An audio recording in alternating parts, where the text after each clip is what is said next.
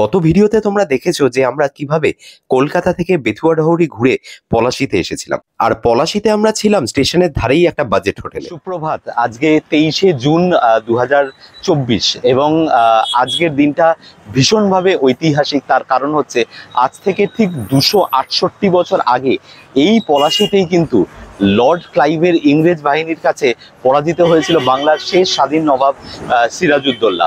আজকে আমরা পলাশীতে রয়েছি। তোমরা জানো যে গতকাল রাত্রে আমরা পলাশীতে এসে পৌঁছই এবং পলাশীর সেই প্রান্তর যেখানে যুদ্ধ হয়েছিল সেটাও আমরা দেখেছি এবং তার কিন্তু ভিডিও অলরেডি আমাদের চ্যানেলে চলে এসছে। যদি সেটা না দেখে থাকো অবশ্যই সেটা দেখে নিও। এবং আজকে কিন্তু আমাদের মূল যেটা আকর্ষণ বা বলতে পারো মূল ঘোরার কেন্দ্রবিন্দু সেটা হচ্ছে যে আমরা এখান থেকে যাব মুর্শিদাবাদ এবং মুর্শিদাবাদে কিন্তু গিয়ে নবাবের স্মৃতি বিজড়িত এবং বাংলার স্বাধীনতার বলবো যে বাংলার স্বাধীনতা অস্তমিত গেছিল সেই সমস্ত যে ইতিহাস যেখানে লুকিয়ে রয়েছে, সেই ষড়যন্ত্রের ইতিহাস যেখানে লুকিয়ে রয়েছে, সেই সমস্ত জায়গাগুলো ঘুরে দেখবো। পূর্বতন NH-34 যা বর্তমানে NH-12 নামে পরিচিত, সেটা ধরেই আমরা বেলডাঙ্গা পেরিয়ে পৌঁছে গেলাম বহরমপুর বাইপাসে। সেখান থেকে বহরমপুর শহরটাকে বাদিকে ফেলে আমরা পৌঁছলাম আমাদের গন্তব্যে।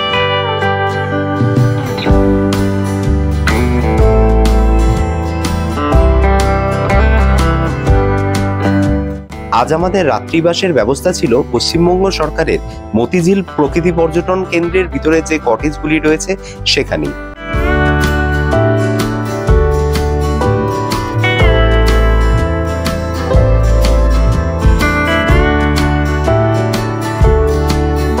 তাই দিনের শুরুতেই আমরা রিসেপশনে গিয়ে আমাদের লাগেজগুলোকে ড্রপ করে দিলাম এবং গাড়িটাকে পার্ক করে রাখলাম এখানে এবং বেরিয়ে পড়লাম মুর্শিদাবাদ সফরের জন্য।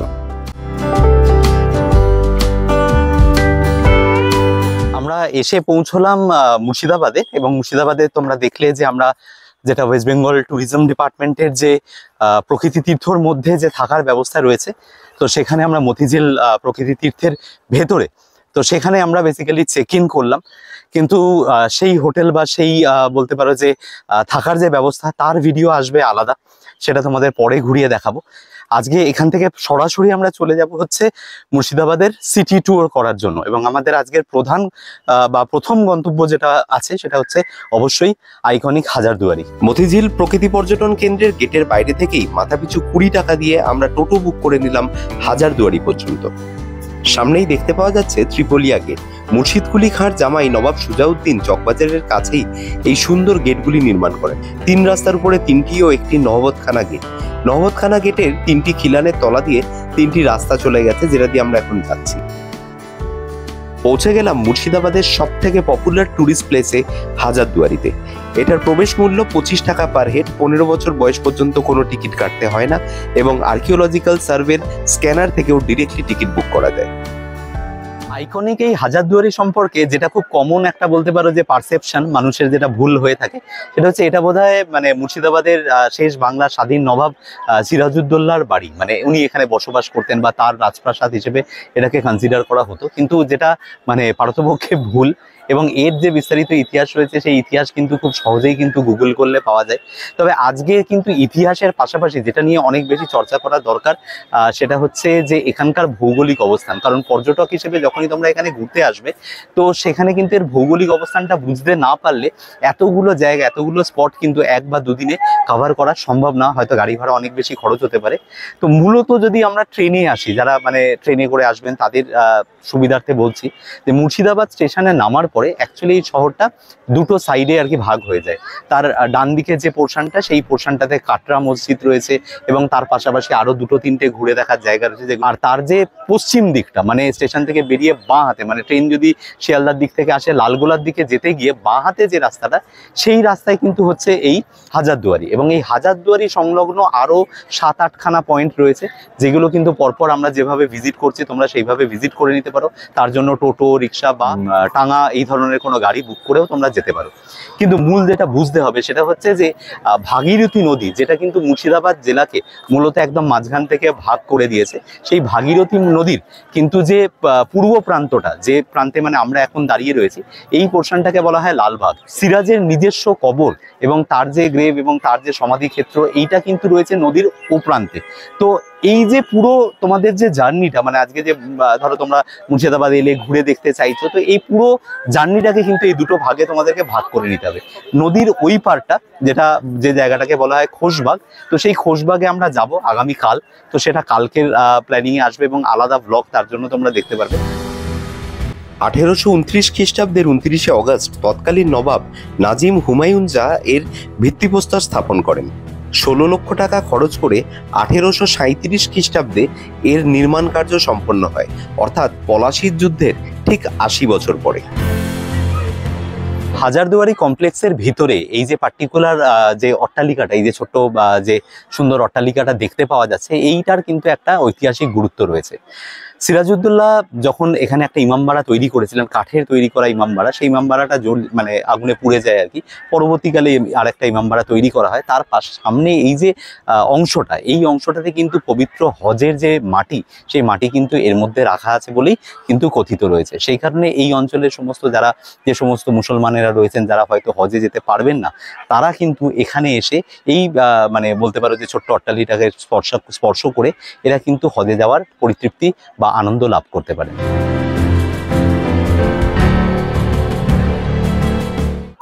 এই যে ইমামবাড়াটি দেখতে পাওয়া যাচ্ছে, এই ইমামবাড়াটি কিন্তু পরবর্তীকালে তৈরি করা হয় আবার, কারণ সিরাজউদ্দৌলা নির্মিত যে ইমামবাড়া কাঠের তৈরি, সেই ইমামবাড়া কিন্তু আগুনে সম্পূর্ণ ক্ষতিগ্রস্ত হয় এবং তারপর থেকে এই ইমামবাড়াটি ব্যবহৃত হয়। কিন্তু এই ইমামবাড়া সারা বছর খোলা থাকে না দর্শকদের জন্য, শুধুমাত্র মহরমের আগে এবং যে 7 দিন, সেই 7 দিন কিন্তু এই ইমামবাড়ার গেট সাধারণের জন্য খোলা থাকে। আনুমানিক বলছে যে 6 লক্ষ টাকা খরচ করে এই ইমামবাড়াটা তৈরি করা হয়েছে এবং মানে মজার ব্যাপার হচ্ছে মাত্র 6 to 7 মান্থ, এত বড় আর্কিটেকচার মাত্র 6 থেকে 7 মাসের কিন্তু এটাকে তৈরি করা হয়েছে। মানে এগুলো ভাবলে কিন্তু অবাক লাগে। আজকের ডেটে কিন্তু আমরা এত কিছু, শহরে ধরো আধুনিকতা চলে এসেছে, অনেক কিছু আমরা তৈরি করছি, কিন্তু এই ধরনের কনস্ট্রাকশন 6 থেকে 7 মাস এবং তৎকালীন সময় 6 লক্ষ টাকা ব্যয়ে নির্মিত, ভাবলে মানে অদ্ভুত লাগে আর কি।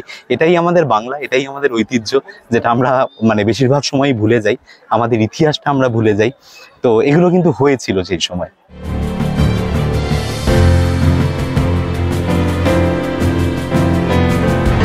এই যে ঘড়িটা, এই ঘড়িটার কিন্তু ইতিহাস যেটা রয়েছে সেটা হচ্ছে যে এই ঘড়িটা তৈরি করার কারণ হচ্ছে এই ঘড়িটা ঠিক এক্স্যাক্টলি অপোজিটে ভাগীরথী নদী বয়ে যাচ্ছে এবং বলা হতো যে এই ঘড়িটা তৈরি করার পিছনে কারণ এটাই যে ভাগীরথী নদীর উপর থেকে যারা ধরো নদীপথে বাণিজ্য করতে যাচ্ছে বা কোথাও হয়তো যাত্রা করছে, তারা কিন্তু এই ঘড়ি দেখে সময়, দিনক্ষণ এই সমস্ত কিছু জানতে পারতো, মুর্শিদাবাদের এই বিখ্যাত ঘড়ি। তো সেই কারণে এই ঘড়ির কিন্তু অভিমুখ হচ্ছে জলের দিকে, আমাদের ভাগীরথী নদীর দিকে।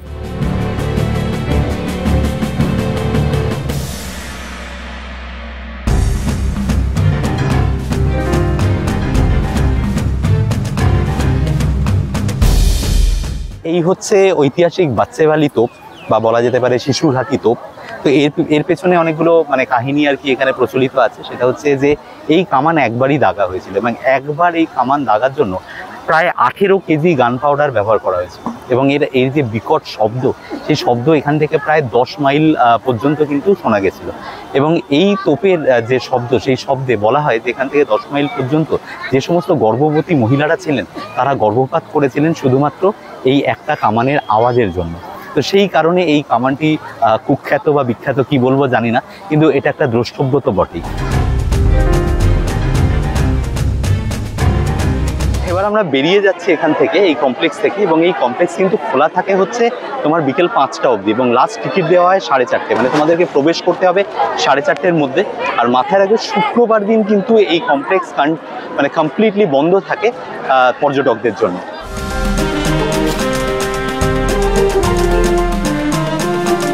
একটা গাড়ি খুব ছুটেছে, এক্স্যাক্টলি। মানে দেখো এই যে জার্নিটা, এটা কিন্তু আমরা ইজিলি গাড়ি নিয়ে করতেই পারতাম, আমরা গাড়ি রেখে এলাম পার্কিং এ। গাড়ি আছে, টোটো আছে, এখানে লোকাল টোটো রয়েছে, যে জায়গার যেটা ট্র্যাডিশন আর কি। মানে এই যে তোমার যে ঘোড়ার গাড়ি, এই ঘোড়ার গাড়িতে করে চলার একটা আলাদা মজা রয়েছে। মুর্শিদাবাদ ঘুরতে এলে প্রায়শই মানুষ এটা করে, তো ওই জন্য আমরা ডিসাইড করলাম যে আমরা ঘোড়ার গাড়ি করেই চড়বো এবং বাকি যে স্পটগুলো রয়েছে সেগুলো ঘুরবো। এটা আমাদের 150 টাকা করে নিল পার হেড, মানে দুজনের হচ্ছে 300 টাকা। পুরো গাড়িটাই রিজার্ভ হয়ে গেছে, আর কোনো প্যাসেঞ্জার ওরা নিচ্ছে না। সিজনের সময় কিন্তু এটা আপনার এই রেটটা দামটা vary- বেড়ে যাবে, obviously, অবভিয়াসলি দামটা বেড়ে যাবে, তখন 400 টাকা 500 টাকায় পুরো গাড়িটা আপনি রিজার্ভ পেয়ে যাবেন। তখন পার হেড ধরে নিন আপনার যদি দুজন আসি তাহলে আমাদের 250 টাকা করে আপনাদের পার হেড তবে পড়বে। এর একটা সুবিধা রয়েছে, সেটা হচ্ছে এখানকার যারা মানে টাঙা চালক যারা রয়েছেন তারা কিন্তু ইটসেলফ গাইডের কাজ করে। Local guide, obviously local local guide, তারা কিন্তু মোটামুটি আপনাকে বলে দেবে যে কোনটা যেতে হবে বা কোনটা এখন খোলা আছে বা কোনটা খোলা নেই, কোনটা চলছে। তো এই সমস্ত ইনফরমেশন গুলো এদের থেকে আপনারা পেয়ে যাবেন, তো সেটা একটা কিন্তু সুবিধাজনক ব্যাপার। হাজারদুয়ারি প্যালেস থেকে বেরিয়েই আমাদের পরবর্তী গন্তব্য ছিল কাঠগোলার বাগান। এই বাগান বাড়ির প্রতিষ্ঠাতা ছিলেন লক্ষ্মীপদ সিং দুগার এবং তার 3 ভাই। এই বাগান বাড়ির প্রধান আকর্ষণ হচ্ছে লক্ষ্মীপদ সিংদের বাসভবনটি, বর্তমানে যেটি একটি মিউজিয়ামের রূপ ধারণ করেছে। কাঠগোলা বাগানের এই একটা কম্পাউন্ডের মধ্যেই তোমরা দেখে নিতে পারো আরো অনেকগুলো জিনিস, যার মধ্যে একটি জৈন মন্দির রয়েছে, মাছের সমাধি রয়েছে নাচমহল এবং একটি বিরাট বড় জলাশয়। তো এসে পৌঁছালাম হচ্ছে কাঠগোলা, বা মানে কাঠগোলা অ্যাকচুয়ালি হচ্ছে অপভ্রংশ। এই কাঠগোলা নামটা কেন হয়েছে সেটা কি জানো? না, সেটা জানি না। আচ্ছা, এই কাঠগোলার পিছনে একটা ইতিহাস আছে। এটা নামটা এখন এখানে মানে প্রচলিত টানাওয়ালা রয়েছে বা যারা টোটোওয়ালা রয়েছে সবাই বলছে কাঠগোলা, কিন্তু অ্যাকচুয়ালি এই জায়গাটার নাম হয় বেসিক্যালি দুটো কারণের জন্য, দুখানা মত রয়েছে। একটা হচ্ছে এখানে কাঠ গোলাপের চাষ হতো। কাঠগোলাপ, ওকে, গোলাপ। তো এই বাড়ির যারা আর কি মালিক, তারা যেটা করতেন সেটা হচ্ছে এখানে গোলাপের চাষ করতেন এবং সেই গোলাপের থেকে আতর তৈরি করতেন বা সুগন্ধি তৈরি করতেন। সেই সুগন্ধি কিন্তু রপ্তানি হতো বাইরে। ওকে। তো সেই কারণে এখানে প্রচুর গোলাপ বাগান ছিল, এই যে মূল দরজাটা রয়েছে তার পিছনে। তো সেই কারণে হচ্ছে তোমার কাঠগোলা একটা কাঠগোলাপ থেকে, সেখান থেকে কাঠগোলা। দ্বিতীয় মত যেটা, সেটা হচ্ছে যে এখানে এদের কাঠের চেরাইয়ের ব্যবসা ছিল, মানে প্রচুর গাছের কাঠ এরা চেরাই করে সেই কাঠও এরা রপ্তানি করতেন, কাঠের ব্যবসা ছিল। তো সেই কারণে হচ্ছে কাঠগোলা। তো এই করতে করতে এই জায়গাটার নাম হয়ে যায় কাঠগোলা। তো এটা দুটো রিজনই রয়েছে, এই দুটো রিজন আর কি প্রচলিত মার্কেটে যেগুলো চলছে আর কি। তো সঠিক রিজন যে মানে এক্স্যাক্টলি কি সেটা কিন্তু কেউ জানে না। যাই হোক, লোকমুখে এটা প্রচলিত হচ্ছে কাঠগোলা বলে। আমরা ভেতরে প্রবেশ করবো এবং তোমাদেরকে দেখাবো যে এর ভিতরে আমরা কি কি দেখতে পেলাম। কতগুলো টিকিট? 30 টাকা করে, 60 টাকা তো। দাঁড়িয়ে রয়েছে হচ্ছে এক্স্যাক্টলি সেই বিখ্যাত কাঠগোলার সুড়ঙ্গ যে রয়েছে, সেই সুড়ঙ্গের সামনে। বলা হয় যে এই যে সুড়ঙ্গ, এই সুড়ঙ্গ থেকে সরাসরি এই বাড়ির সাথে কিন্তু যোগসূত্র রাখা যেত জগৎ শেঠের বাড়ির সাথে। কিন্তু এই ঘটনার মানে এই কথার যেটা মানে বলা হয় প্রচলিত যেটা, তো সেটার কিন্তু সত্য অসত্যতা কিন্তু আমরা যাচাই করিনি, তাই এটা কনফার্মড হয়ে বলার কিছু নেই। এটা লোকমুখে প্রচারিত, কিন্তু আমার ডেফিনেটলি এটা নিয়ে সন্দেহ আছে। এই কারণে সন্দেহ আছে কারণ জগৎ শেঠের বাড়ি বলতে অ্যাকচুয়ালি এখন যে বাড়িটাকে দেখানো হয় সেটা কিন্তু জগৎ শেঠের বলতে পারো যে বসত বাড়ি নয়। জগৎ শেঠের অরিজিনাল বসত বাড়ি কিন্তু ভাগীরথীর কোলে কিন্তু হারিয়ে গেছে। তো সেই বাড়িটা এখন যেটা মিউজিয়াম রয়েছে সেই বাড়িটার কথা বলা হচ্ছে। কিন্তু বলা হয় যে এই যে সুড়ঙ্গ, এই সুড়ঙ্গর ভেতর দিয়ে কিন্তু সেই বাড়ির ভেতরে একটা সংযোগ রাখা হতো, এই বাড়ির যারা মালিক ছিলেন তারা করতেন। এই সুড়ঙ্গের ঠিক পিছনেই রয়েছে একটি বাউলি। বাউলিটিতে রাজস্থানী সংস্কৃতির ছোঁয়া লক্ষ্য করা যায়।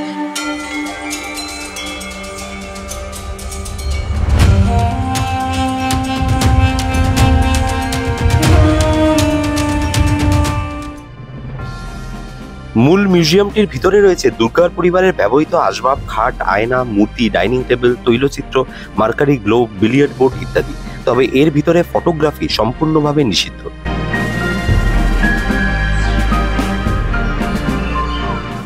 এই হচ্ছে সেই বিখ্যাত মাছের সমাধি ক্ষেত্র। আমি দেখলাম যে বহু মানুষ এখান দিয়ে হেঁটে চলে যাচ্ছে, অনেকেই হয়তো ইগনোর করছে বা তাদের কাছে হয়তো ইনফরমেশন নেই, গাইড নেওয়া হয়নি। তো তোমরা এলে অবশ্যই এই জায়গাটা দেখো, কারণ তাদের যে বৈভব, মানে কত অর্থ প্রাচুর্য না থাকলে এরকম কিছু করা সম্ভব তখনকার দিনে অ্যাটলিস্ট, মানে সেটা কিন্তু বোঝা যায়। এই কাঠগোলা যে বাগানবাড়ি, সেই বাগানবাড়ির ভিতরে এটা কিন্তু খুব ইম্পর্টেন্ট একটা জায়গা। এই হচ্ছে সেই বিখ্যাত নাচঘর, যেখানে কলকাতার বিখ্যাত নর্তকীরা, হীরাবাই এবং সমস্ত বিখ্যাত নর্তকীরা এখানে খুব প্রাইভেটলি পারফর্ম করতেন। এবং সেখানে কিন্তু শুধুমাত্র এখানকার গণ্যমান্য যারা ছিলেন তারাই কিন্তু প্রবেশাধিকার পেতেন। সাধারণ মানুষের পক্ষে কিন্তু এই সমস্ত জায়গায় এসে পৌঁছানোও সম্ভব ছিল না। তো সেই জায়গা থেকে গোলার ভেতরে মানে এই পার্টিকুলার একটা জায়গা কিন্তু অবশ্যই একটা বলতে পারো সাধারণ মানুষের কাছে দ্রষ্টব্যের বিষয়। আমরা সমাধিক্ষেত্র থেকে, মাছের সমাধিক্ষেত্র থেকে সামান্য এগিয়ে এলাম, তার সামনেই এটা রয়েছে। এবং এটা সুবিধা হচ্ছে এটা একটা কম্পাউন্ডের মধ্যে, আলাদা করে তোমরা কাঠগোলার ভিতরে এলে একটা একটা করে এই সমস্ত জায়গা কিন্তু তোমরা দেখে নিতে পারবে। কাঠগোলা বাগানের অন্যতম প্রধান আকর্ষণ এই জৈন মন্দিরটি। তোরণ পার করে মন্দির, তোরণটি সম্পূর্ণ মার্বেলের তৈরি। প্রধান প্রবেশদ্বারের দুধারে সরু দ্বারের উপর দুটি গম্বুজ হিন্দু মুসলমান স্থাপত্যের সমন্বয়ে সাধন করছে। তারপর ভেতরে মূল মন্দির। মন্দিরের ভিতরে শ্রী শ্রী আদিনাথজির মূর্তি রয়েছে, সঙ্গে রয়েছে নানা জৈন তীর্থঙ্করদের মূর্তি। মন্দিরটি সপ্তাহে প্রত্যেক দিন খোলা থাকে সকাল 6টা থেকে বিকেল 5টা পর্যন্ত।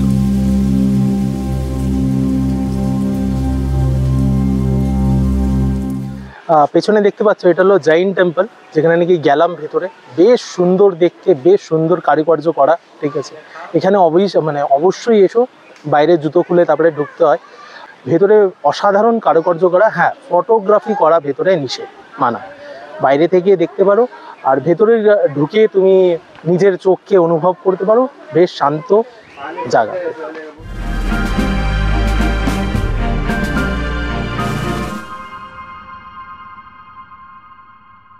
লক্ষ্মীপদ দুগ্গারের এবং তার পরিবারের এই যে বিরাট বড় একটা যে অট্টালিকা, এবং তার পাশে এই যে এত বিঘে জমির মধ্যে তাদের যে এত বড় একটা জায়গা, মানে তাদের ধন সম্পত্তির নিরিখ করা, একটা আন্দাজ লাগানো আজকের দিনে অসম্ভব। এই মূল যে ওদের অট্টালিকাটা রয়েছে তার সামনেই একটা পুকুর রয়েছে, এবং সেই পুকুরে বলা হয় যে দুগ্গাররা যে 4 ভাই ছিলেন, সেই 4 ভাইয়ের স্ত্রীরা তারা কিন্তু মূলত এখানে স্নান করতেন। এবং এখানে কিন্তু এই পুকুরে 2খানা বড় মাছ ছিল। সেই মাছের ইতিহাস, সেই তাদের গল্প আলাদা করে বলেছি। মাছের নাম হচ্ছে হিরে এবং মতি। তো যাই হোক, এই যে এদের যে বৈভব, এর ভেতরে যে মিউজিয়ামটা রয়েছে, তার যে বসার ঘর, শোয়ার ঘর, সেগুলো দেখলে না লিটারালি চোখ ধাঁধিয়ে যাবে। সেখানকার ইউরোপীয় স্থাপত্যের যে বিভিন্ন জিনিসপত্র, সেগুলো দেখলে ঠাউর করে পারা যায় না যে এরা কতটা রিচ ছিল তখনকার দিনে। এই কম্পাউন্ডের মধ্যেই রয়েছে দুর্গারদের তৈরি চিড়িয়াখানা, যে চিড়িয়াখানাতে সেরকম কোনো বন্যপ্রাণী দেখতে না পাওয়া গেলেও রয়েছে বহু দেশি বিদেশি পাখি, যার মধ্যে অস্ট্রেলিয়ান ককটেল এবং আফ্রিকান লাভবার্ডস অন্যতম। আমবাগানের স্নিগ্ধ ছায়ায় হাতে এক পেয়ালা লস্যি, এই খেতে খেতে বাইরের দিকে হাঁটছি। দেখা শেষ করলাম কাঠগোলা বাগান বাড়ি। তো তথাকথিত সেই সময়কার সব থেকে বড় লোক আর কি, one of the richest person দুগ্গার। তো সেই দুগ্গারদের পরিবারের এই বলতে পারো যে বাড়ি, সেটা দেখলাম, দেখে বেরোচ্ছি। এবং এখান থেকে নেক্সট ডেস্টিনেশন হচ্ছে জগৎ শেঠের মিউজিয়াম, যেটাকে লোকে সাধারণ এখানকার মানুষ এবং পর্যটকদেরকে বলা হয় যে জগৎ শেঠের বাগান বাড়ি, কিন্তু বস্তুতপক্ষে সেটা তিনি বাস করতেন না, এমনটাই জানা যায় আর কি। তো যাই হোক, এরকম সত্য অসত্য মিলিয়ে সবকিছু মিলিয়ে মিশিয়েই কিন্তু মুর্শিদাবাদের ইতিহাস, এবং সেই ইতিহাস কিন্তু যথেষ্ট চিত্তাকর্ষক, অ্যামেজিং লাগবে। এমন ভাবে বলে লোকাল গাইডরা বা লোকাল টাঙা বা যারা রয়েছেন, তারা এমন ভাবে তোমাদেরকে বলবে, সেটা কিন্তু মোহিত করবে, এ ব্যাপারে কোনো সন্দেহ নেই। তো যাই হোক, এই ঠান্ডা লস্যিতে চুমুক দিতে দিতে বাইরের দিকে বেরোচ্ছি। এবার বাকি নেক্সট যে ডেস্টিনেশন, সেখানে পৌঁছে তোমাদেরকে ঘুরিয়ে দেখাবো। এরপর আমরা গেছিলাম হাজারদুয়ারি প্যালেস থেকে মাত্র 3 কিলোমিটার দূরে অবস্থিত জগৎ শেঠের মিউজিয়ামে।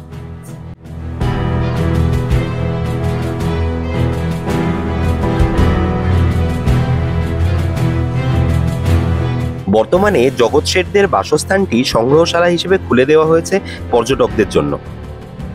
এই সংগ্রহশালায় রয়েছে শেঠ পরিবারের ব্যবহৃত আসবাব, ফুলদানি, বাগান, চেয়ার, টেবিল, তৈলচিত্র, তাদের তৈরি সোনা ও রূপার মুদ্রা, ইস্ট ইন্ডিয়া কোম্পানির সৈনিকের পোশাক, সোনা এবং জরি দিয়ে নির্মিত বেনারসি শাড়ি, তালপাতার পাণ্ডুলিপি এবং ঢাকাই মসলিন শাড়ি। পাশাপাশি দেখতে পাওয়া যায় উল্কা পাথর।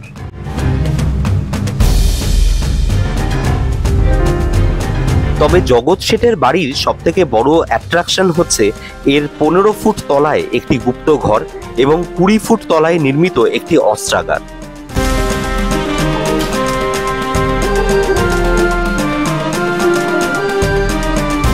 এখন বসে আছি বেসিক্যালি জগৎ শেঠের বাড়ি বলে যেটা পরিচিত মুর্শিদাবাদের। আমরা ঘুরে বেড়াচ্ছি এবং এই স্পটটা জগৎ শেঠের বাড়ি এবং মিউজিয়াম বলা হয়। কিন্তু প্রকৃত অর্থে এটা কিন্তু জগৎ শেঠের বাড়ি ছিল না, মানে জগৎ শেঠের অরিজিনাল বাড়ি অ্যাকচুয়ালি জগৎ শেঠ উপাধি, মানে এটা তো নাম নয়। তো প্রথম জায়গায় এই উপাধি দেওয়া হয় মানিকচাঁদ। তিনি যে বাড়িটা তৈরি করেছিলেন সেই বাড়ি কিন্তু গঙ্গার ভাগীরথীর অতলে আর কি তলিয়ে গেছে, সেই বাড়ি এখানে নেই। এবং তারপরে তার যে পৌষ্যপুত্র যিনি ছিলেন ফতেচাঁদ, তিনি মূলত খাজাঞ্চিখানা হিসেবে এটাকে গড়ে তোলেন পরবর্তীকালে, যেটাই কিন্তু এই সমস্ত দামি জিনিসপত্র দিয়ে এই পিছনে যে মিউজিয়ামগুলো রয়েছে সেই মিউজিয়ামের মধ্যে সেই জিনিসপত্রগুলো রয়েছে, যেগুলো তোমরা ঘুরে দেখতে পারো। এর জন্য গাইড নিতে পারো, এখানে 70 টাকা করে নিচ্ছে, গাইড নিতে পারো। এবং এর টাইমিংগুলো কিন্তু সকালবেলা আর্লি মর্নিং এগুলো ওপেন হয়ে যায় এবং ওই সন্ধ্যেবেলা 6টা অবধি, দিনের আলো থাকতেই এগুলো ঘুরে দেখা যায়। মোস্ট ইম্পর্টেন্ট যেটা, যে তাহলে জগৎ শেঠ যিনি সিরাজের এগেনস্টে ষড়যন্ত্র করেছিলেন, তিনি তার বাড়ি কোথায় বা তিনি তার পরিচয় কি? তার পরিচয় হচ্ছে মেহতাব চাঁদ, মানে তার নাম হচ্ছে মেহতাব চাঁদ। তিনি মূলত এই বাড়িতে পরবর্তীকালে থাকেন এবং মানে তিনি মূল ষড়যন্ত্রকারী হিসেবে কিন্তু চিহ্নিত আজকে সিরাজের এই যে বলতে পারো যে ষড়যন্ত্র বিরাট রচিত হয়েছিল এই মুর্শিদাবাদের বুকে, সেটার জন্য। তো এই হচ্ছে মূলত জগৎ শেঠদের ইতিহাস। চারিদিকটা ঘুরে দেখলাম, ভীষণ সুন্দর জায়গাটা। এবং যেটা বলবো যে প্রাইসলেস যে সমস্ত জিনিসপত্র, যে সমস্ত আর্টিফ্যাক্টসগুলো ভিতরে রয়েছে, সেগুলো কিন্তু সেই সময়কার যে মানে বলতে পারো ভাস্কর্য এবং স্থাপত্য, সেগুলোকেই কিন্তু তুলে ধরে। ভেতরে ফটোগ্রাফি কমপ্লিটলি নট অ্যালাউ, যে কারণে আমরা ছবি তুলে দেখাতে পারছি না। তবে তোমরা এলে এখানে অবশ্যই এই জায়গাটা ঘুরে দেখো।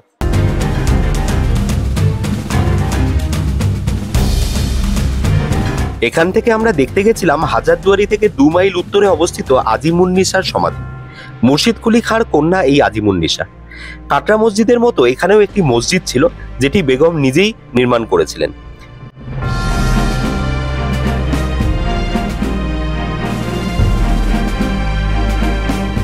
সিঁড়ির নিচে বেগম আজিমুন্নিসার সমাধি, ঠিক যেমনটা বাবা মুর্শিদ কুলি খাঁর সমাধি রয়েছে কাটরা মসজিদের নিচে।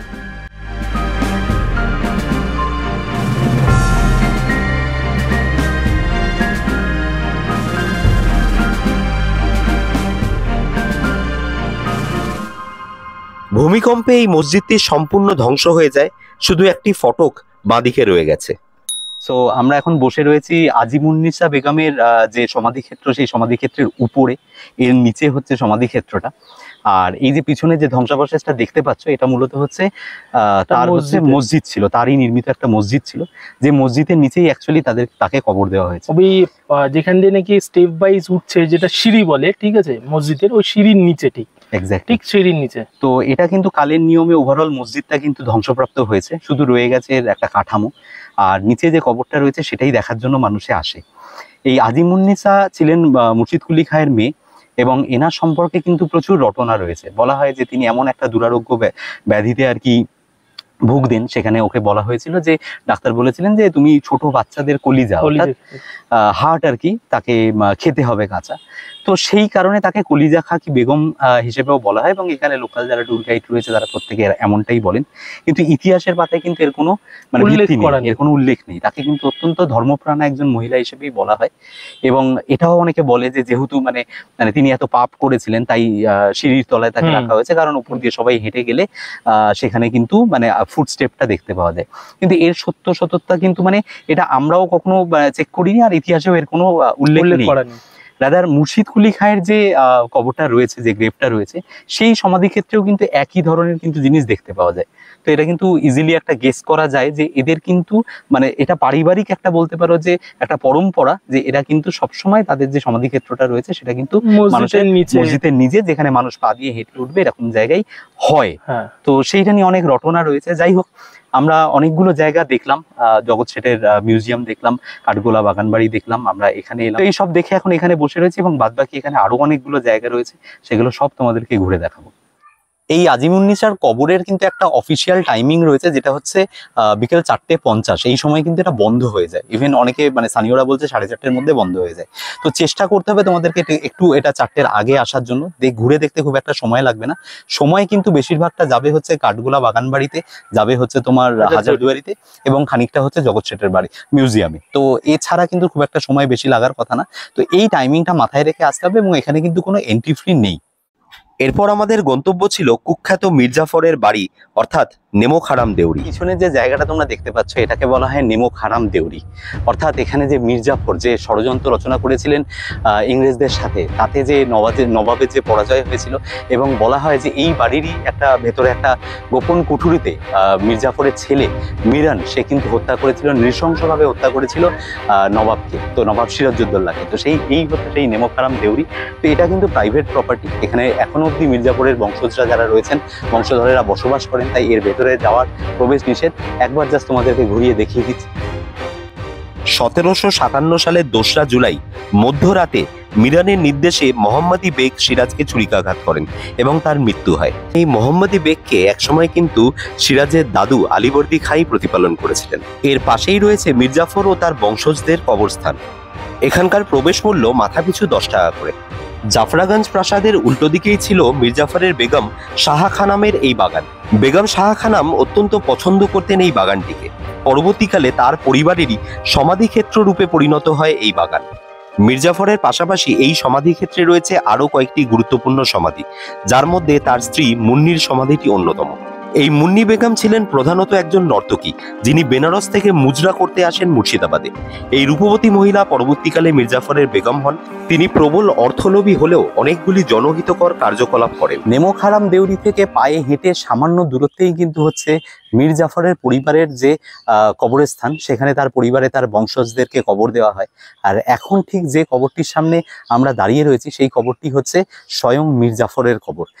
পলাশির যুদ্ধে সিরাজকে কনস্পিরেসি করে হারিয়ে দেওয়ার পরে মাত্র 8 বছর উনি আর জীবিত ছিলেন। প্রিসাইজলি উনি মারা যান 1765-এ। তো এই হচ্ছে তার কবর, আমরা দেখালাম তোমাদেরকে।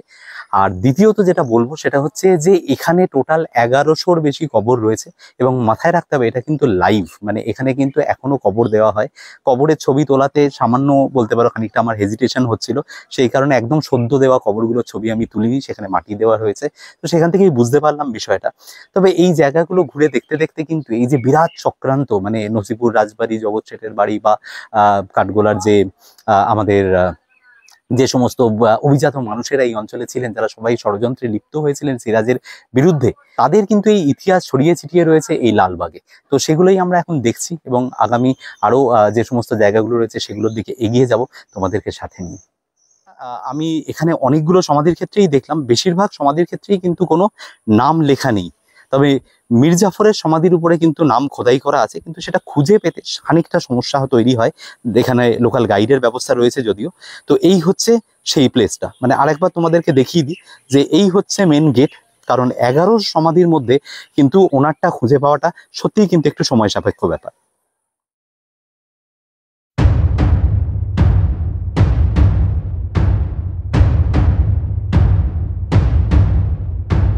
এবারে আমাদের গন্তব্য নসিপুর রাজবাড়ি। কুখ্যাত দেবী সিংহের উত্তরপুরুষ কীর্তিচাঁদের এই বসতবাড়িটি বর্তমানে একটি সংগ্রহশালা, যার প্রবেশ মূল্য মাথাপিছু 20 টাকা।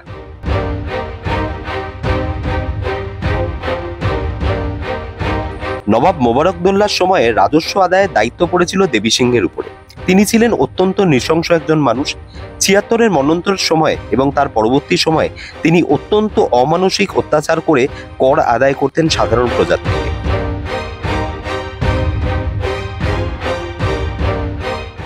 এই রাজবাড়ির ভিতরে একটি মহাবীরের মূর্তি রয়েছে এবং সাথে রয়েছে দশাবতারের মন্দির।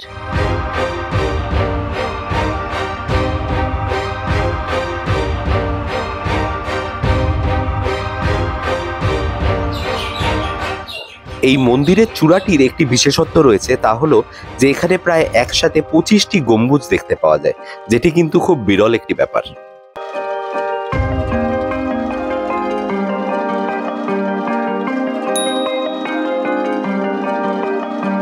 নসিপুরের এই রাজবাড়ি মূলত তৈরি করেছিলেন কীর্তিচাঁদ সিংহ, এবং তার যে উত্তরাধিকার সূত্রে এই বাড়িটি যার দখলে আসেন তার নাম হচ্ছে কুখ্যাত দেবী সিংহ, যে দেবী সিংহ কিন্তু মির্জাফরের সাথে কিন্তু এই চক্রান্তে লিপ্ত হয়েছিলেন সিরাজের বিরুদ্ধে, এবং সেই গল্প বা সেই ইতিহাস তোমরা প্রত্যেকেই জানো।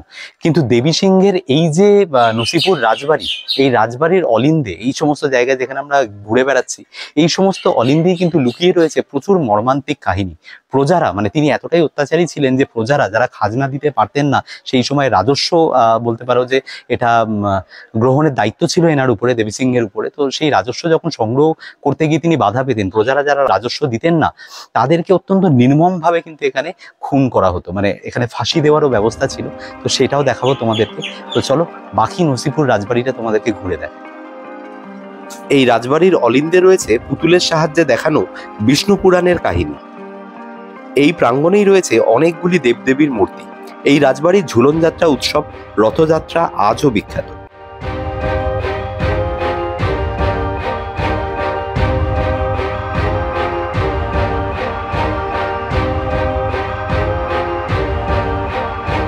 নসিপুর রাজবাড়ির এই যে বিল্ডিংটা, এই বিল্ডিংটা কিন্তু মূলত হাজারদুয়ারির অনুকরণে তৈরি করা হয়েছে, এবং দেবী সিংহ যিনি এটাতে, মানে এখানে সেই কুখ্যাত দেবী সিংহ যে মানে আমাদের নবাবের সাথে কনস্পিরেসিতে আর কি লিপ্ত হন, তো সেই দেবী সিংহ বাস করতেন এই বাড়িতে। এটা তাদের বংশজদের বাড়ি, এবং এই বাড়িটা কিন্তু বর্তমানে একটা সংগ্রহশালা হিসেবে সংরক্ষিত রয়েছে। এর টিকিট পড়ে হচ্ছে 20 টাকা, এবং মোটামুটি সন্ধ্যেবেলা 6:30 অবধি টিকিট দেওয়া হয়। তো এটা একটু লেট ইভিনিংয়েও আসা যায়, আমরা যেরকম দেখতে দেখতে একদম শেষের দিকে এসে পৌঁছেছি এখানে। তো তোমরা এটা দেখে নিতে পারো, এবং এখানে সংগ্রহশালার মধ্যে বলার মতো তেমন যেগুলো রয়েছে সেগুলো হচ্ছে সেই সময়ের ব্যবহৃত তাদের জিনিসপত্র, তাদের স্নানের জিনিসপত্র, তাদের পরিধান এবং তাদের ব্যবহৃত সমস্ত ইউটেন্সিলস যেগুলো, সেগুলো কিন্তু এর মধ্যে দেখতে পাওয়া যায়। বলা হয় যারা কর দিতে পারতেন না সেই সময়, 76-এর মন্বন্তরের সময় এবং তার পরবর্তী সময়, তাদেরকে অত্যন্ত বলতে পারো যে ক্রূরভাবে এখানে কিন্তু ফাঁসি দেওয়ার বন্দোবস্ত ছিল।